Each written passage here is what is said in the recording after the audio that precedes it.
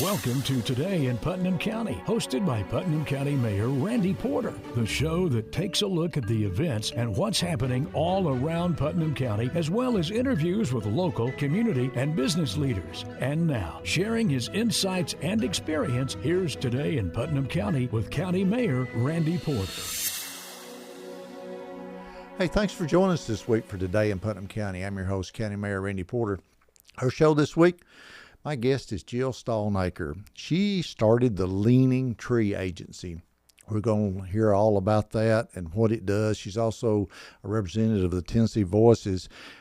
Jill has a big to do with mental health in our country and all the crisis that's going on. She's done a lot of great things when we talk about the Leaning Tree Agency and the Tennessee Voices. We're going to hear her life story too. It's amazing.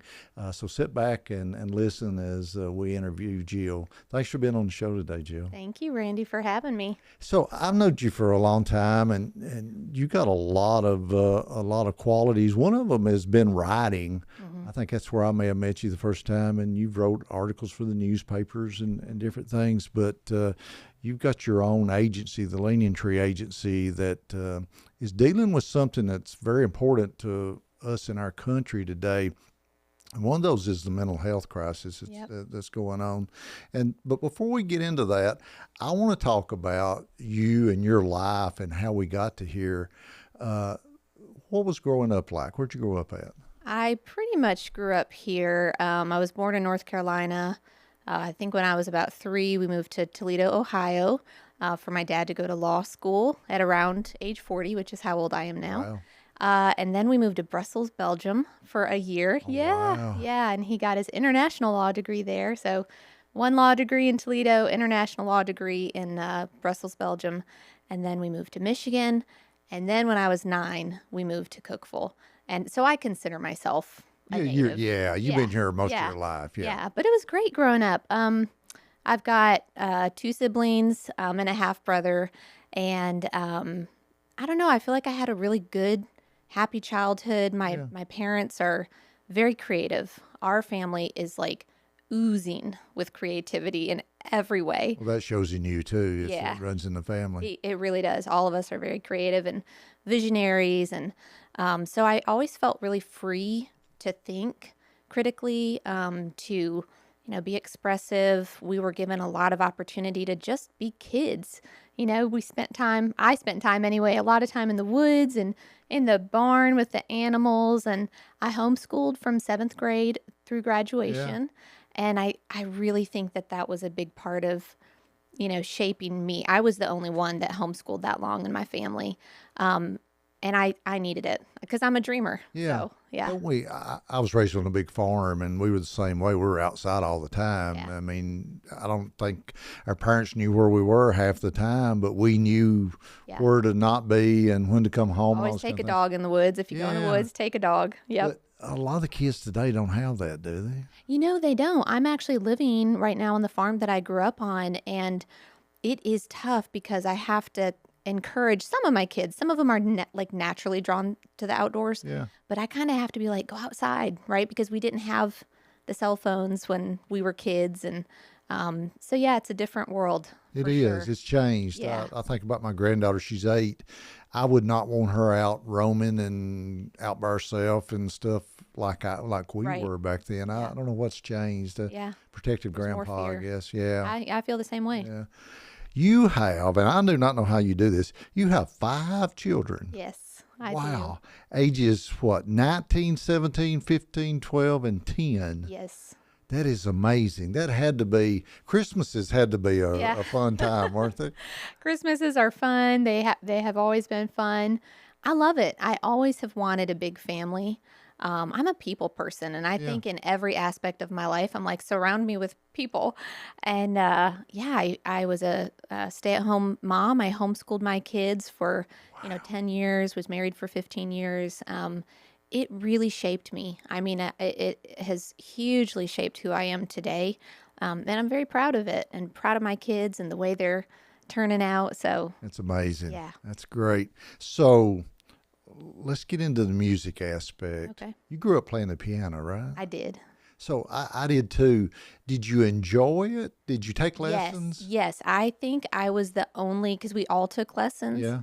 and I was the only one that they didn't have to say, You got to practice. go Yeah, practice. like, in fact, when I was probably 11 and 12, like really starting to, become my own person and realize like I really like this, I would wake up before anybody else and go play the Go to piano. piano. Yeah. And so, if anything, they were like, don't play so early.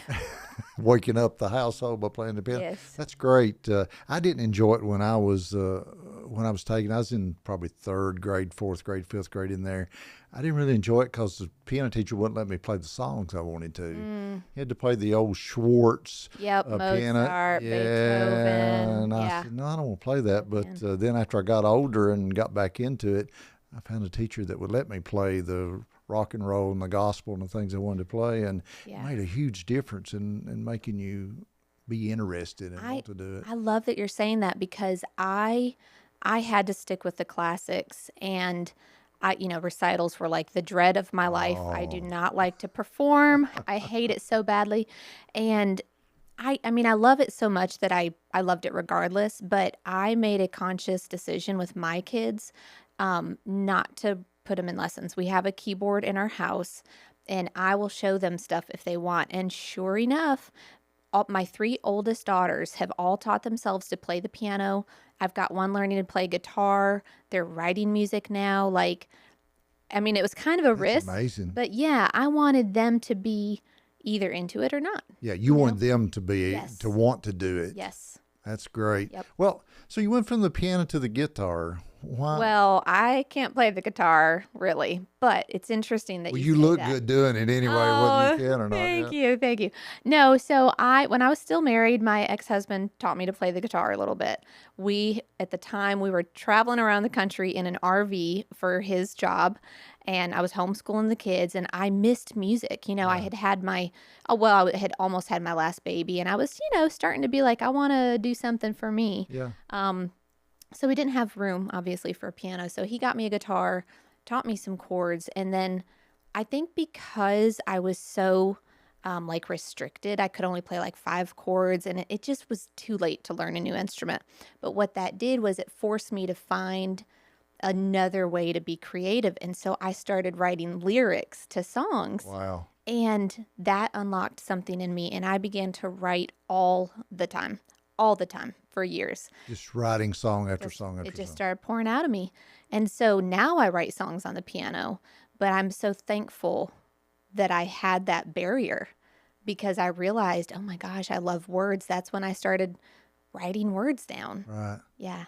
Wow, we're talking with Jill Stallnaker. We're talking about her growing up in the Leaning Tree Agency we're going to talk about, and her forming that, and what it's been able to do with women and all kinds of addiction and mental health issues. So you went from writing music, you actually played at the Bluebird Cafe, right? I did. Yes. That had to be amazing. It was so cool. So I had, when we lived in Nashville, we started going to a new church in Brentwood. Yeah. And of course, there's a lot of musicians in that area. Yeah. And so there was one person at that church who was the former director of Chick Singer Night at the Bluebird Cafe.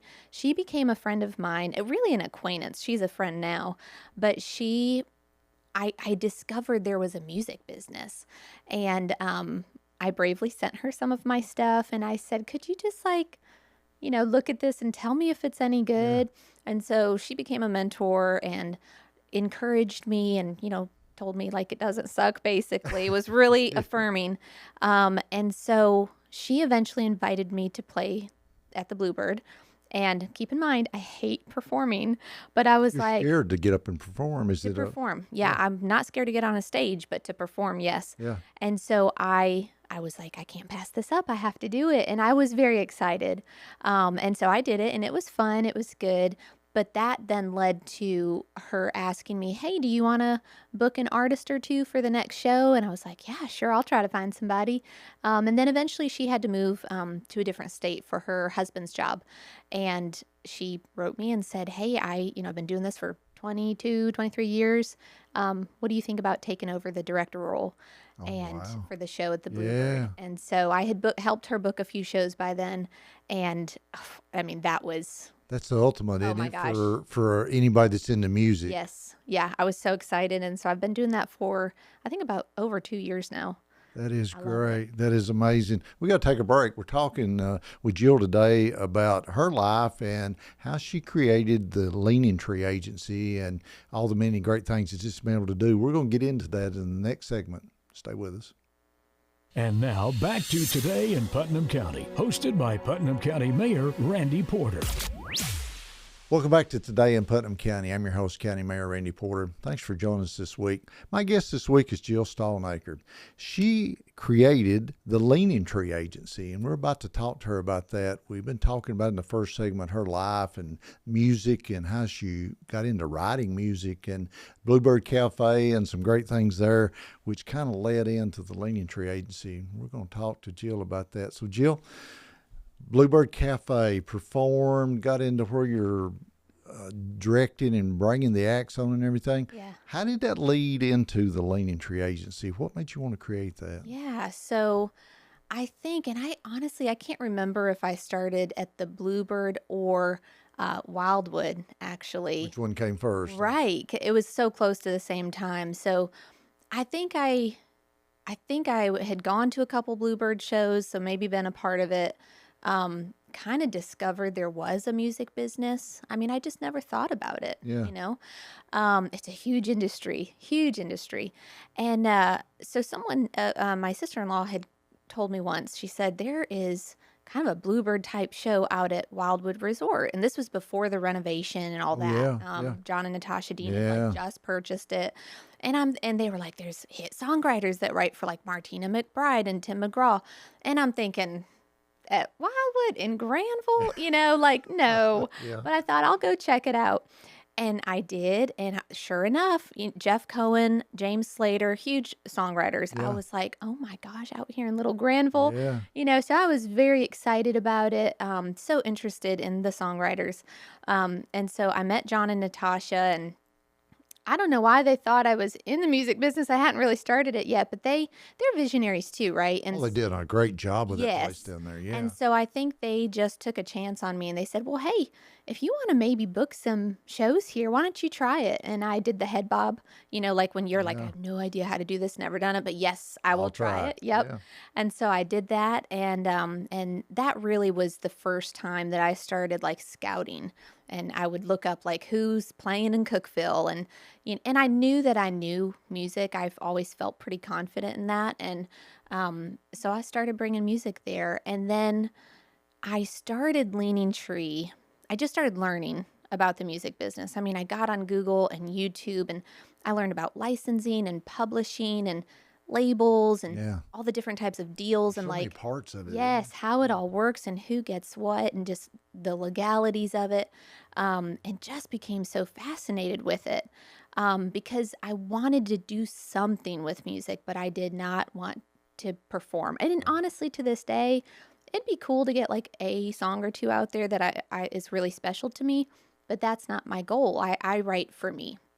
And so, so I started Leaning Tree, and the way that came about, one morning I was sitting out, kind of at the tip of my yard. We lived like on a ridge, and we had this beautiful view of Center Hill Lake, and I was drinking my morning coffee. The fog was rising up above the Yeah. lake, and I looked up and I saw this leaning tree, and it just hit me like that tree caught my attention out of all the other trees. Like all the other trees are growing normal, which is fine. But in the entertainment industry, you're probably going to be a little bit different Yeah. and like very unique. And that is what helps you, stand out. There's always like a breakout artist that's got a new sound or something, Something different. or Yeah. a really interesting story, Yeah. life story. And so I just knew right away. I was like, oh, that's the That's name a of my sign. agency. And, so just like any entrepreneur, I was like, what do I need to do to make this like legit and legal Yeah. and all that stuff? And I just started, again, I'm a people person and curious. And so I started meeting people. I think with you, I was like, "Hey, can we go to lunch? Yeah. I just wanted to meet people and learn kind of how it all worked. So that's Yeah. how Leaning Tree came about. So tell us so- about Leaning Tree. So it's doing some really neat things. Yeah.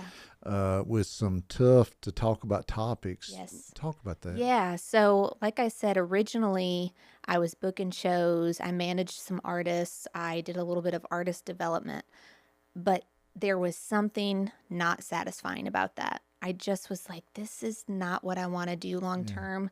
I got a little burnt out in the music industry. I started to feel like there's all these artists moving to Nashville. They just all want to be the next big thing. I didn't want to have anything to do with that. Right. Thank goodness I stuck with it. I started to meet artists who like really had something to say. They were trying to, solve some problem in their life, or they were just really passionate about something, and you could feel it in their music. And so I thought, I've got to do something along those lines. And being a visionary, I can't really say like this is when I had the vision, but I started to have this idea for a show. And I would say the Bluebird Cafe show influenced this because I started to realize with that show, I really like putting people together, getting the right people together.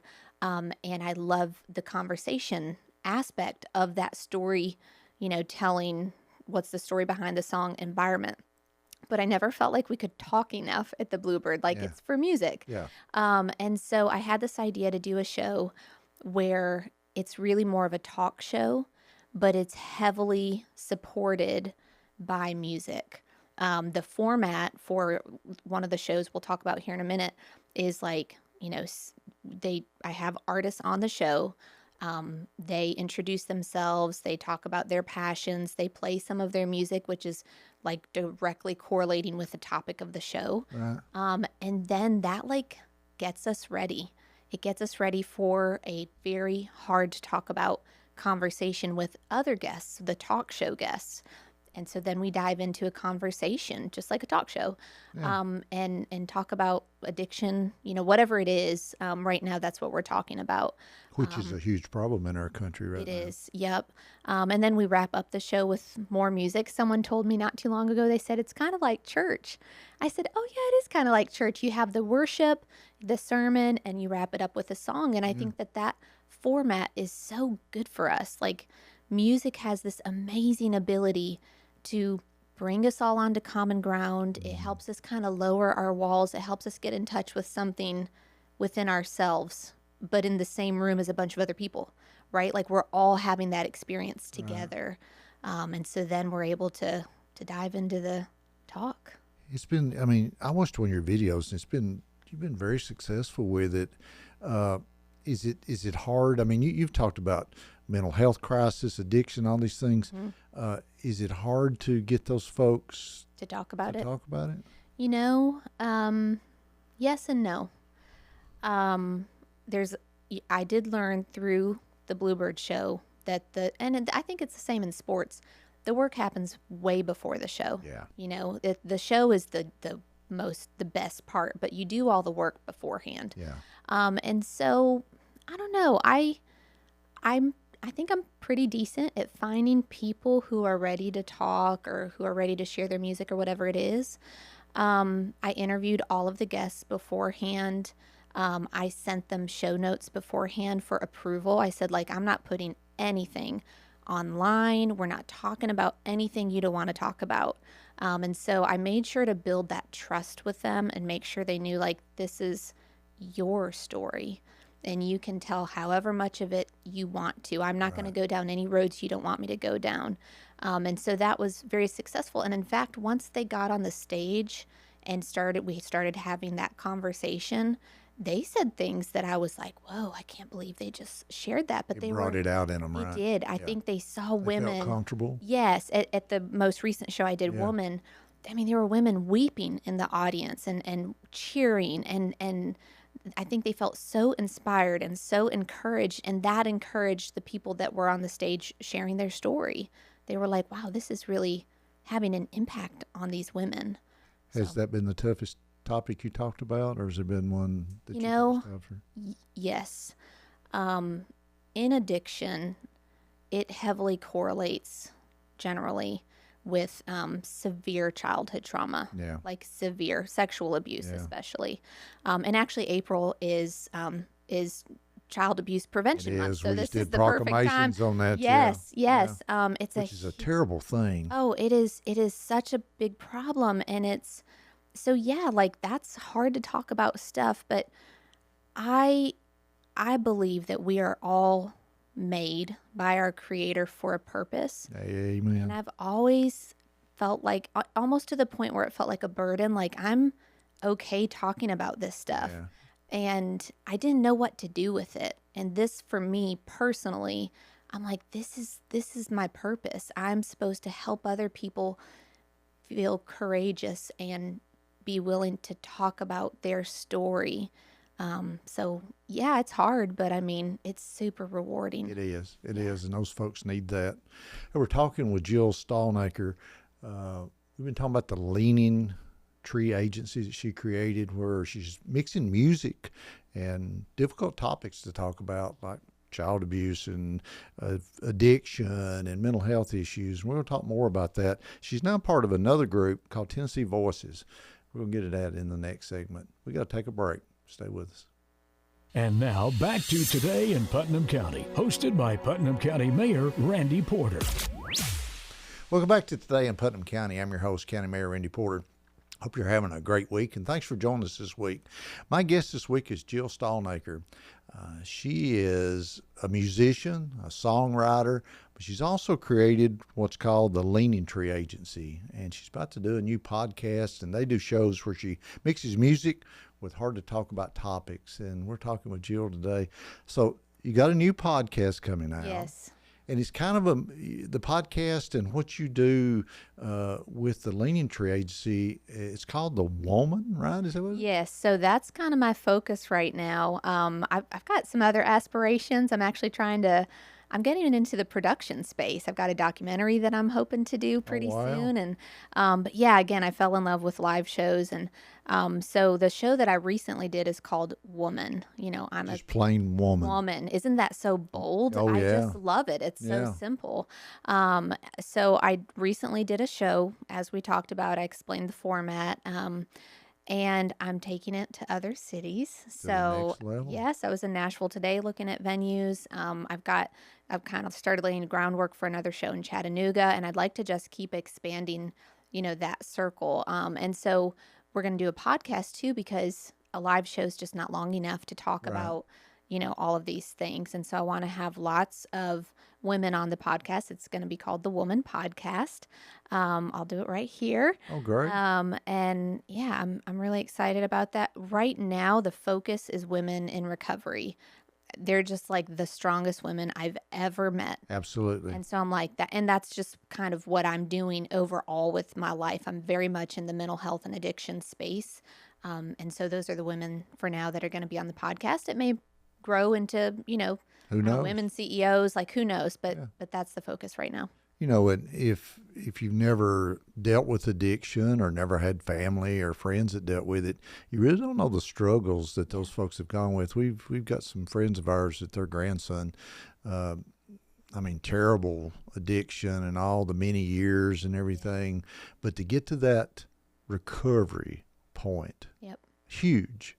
It's And it huge. Takes a strong person to get there, right? It does. It takes so much strength and it is a disease, you know, it's genetic, yeah. it's generational, it's so much, and it is, I mean, they have a harder road than most people. And so, yes, when they're in recovery, I'm just the stories, the things that these, for my purposes, women have overcome is amazing. It's Unbelievable. amazing. They are, and you're also, mental health falls into that Yes, too, right? for sure. We see so many people in today's society that have those mental health issues, and sometimes they're self-medicating themselves with drugs, Yep. and then that causes the addiction, and it causes a whole different issue Yeah. that you're dealing with. And I mean, I don't know what the answer is, but there's have a lot of thoughts on it, but yeah, there's a there's- lot of people that are facing those issues today. Yeah, it is. There are lots of approaches to recovery. It's a very personal journey, and there's such a stigma. I think my part, is bringing awareness to it. Right, Yeah. anytime you can have a conversation, Yeah. that's a step, and bringing opportunity to people that are in recovery because, most of them have a felony on their record. Like it's so hard for them to get a job and to get a car and to get their license back. And it's so hard. And so I want to help be a part of breaking the stigma and giving opportunity and to let their voices be heard. It needs to be easier, doesn't it? Once they get into that recovery and they're trying to get their life back, you're right. It's like all these hurdles that they keep running into and they can't jump over, and it needs to be easier. And the more we get it out into the public and the more we talk about it, I think the easier it's going to get in the future. Or at least I hope it is. It is, yeah. And I've been doing a lot of research on the barriers to reentry, and it starts at the top. I mean, at a federal level, like I've been learning about mandatory sentencing and things like that, minimum sentencing. And I'm like, I didn't even know that was a thing. It all started, I think, in the late 70s, early 80s. And oh my gosh, there's just a lot of work to be done. There is. Yeah. In the 3 or 4 minutes we got left, talk about Tennessee Voices. Yeah. I had not heard of this organization. You're part of it now. Yes, Tell us about that and what they do. So I started working for Tennessee Voices in August. My role is as a prevention trainer. So specifically, I work with parents, mostly in the county jails, in recovery centers, anyone that's got a DCS case going on. We do a 10-week deep dive personal growing curriculum. Right. It's not just a practical how-to curriculum that we do. We do learn a lot of practical tools and tips for parenting, but it's really about helping the parent heal and grow and, be able to model good behavior for their children and a lot of things that they probably didn't get growing up. Yeah. So it's great. But Tennessee Voices, we focus on mental health. We have so many programs. I'm still learning about all the programs that we have. To support anyone struggling with mental health. We support the whole family, the children, the grandparents, the parents, the caregivers. We've got family support specialists and people that'll, go to court with people and all of that. We're in all 95 counties. We just merged with another organization called Nurture the Next. So it is a fantastic organization to work for. If you need help with mental health in any way, shape, or form, we've got something for you. And you hit on something where you're working with folks that are incarcerated. Mm-hmm.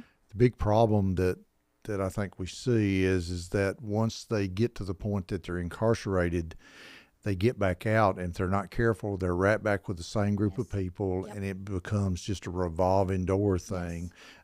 You're trying to help them get to a point where that when they get out, they're not going back to it. Yes, I am very real with the people in my class, and they like it. They want that, We kind of build trust over those first couple weeks, but we really get into it, and they share a lot about themselves, and I challenge them. I tell them you've heard a million times, you can break the cycle, you can break the cycle. I'm like, really? This has got to start with you. You can break this cycle. And sometimes they get discouraged. I had one woman recently tell me, this feels unattainable. And so I kind of walked her through it. I was like, if one of your kids, even just one of them, doesn't follow the same path, you're breaking a cycle, Yes. And it's great. I mean, they need that encouragement. They need someone to say, I see you. I see the difficulties that you have faced in your life, and I believe in you. And I've had multiple times now that I've been working for them for a while. When someone gets released, I'll be at a recovery center, and I'm like, yes. Oh, hey, you were in my class, and so then I'm able to support them on the outside and, kind of check in on them and say, how are you doing? Did you get that job? Are you going to meetings? So that's what they need too. They've got to have the hope Yep. that they can do this, but Yes. they need the support. Yep. And since I've been working with the opioid money that's been coming down from all those lawsuits, Yep. and we've been working with different departments and agencies and nonprofits and stuff across the county. We've got a great group of folks out there that are trying to work with those people to make sure that they don't get back into the same rut of that addiction and mental health issues. Yes. And I have got to give a shout out to Lieutenant Matt Stinnett. He has like transformed from what I've heard, because I mean, I've only ever been there since he's been there. Yeah. But my experience coming into the Putnam County Jail has been top notch. I feel like I get top tier people in my classes. I think he's really good at incentivizing, the people there to want something better for themselves. It's just been a wonderful experience. So he's doing such a great job. He does. He's a great guy, and he does. Yeah. Thank you for what you're doing. I mean, you're making a difference, and that's what we need to do in life. And I agree with you 100%. I think everybody has a calling. Yeah. There's a purpose for each one of us. We just got to figure out what that is. Yeah. And it sounds Lean like in, you Lean into really it. have figured it out. Yeah. Yeah. Thanks for being on the show. Thank you, Randy. Hey, that's our show for this week. Hope you join us every week for Today in Putnam County. I'm County Mayor Randy Porter. May God continue to bless Putnam County. You've been listening to Today in Putnam County, hosted by Putnam County Mayor Randy Porter.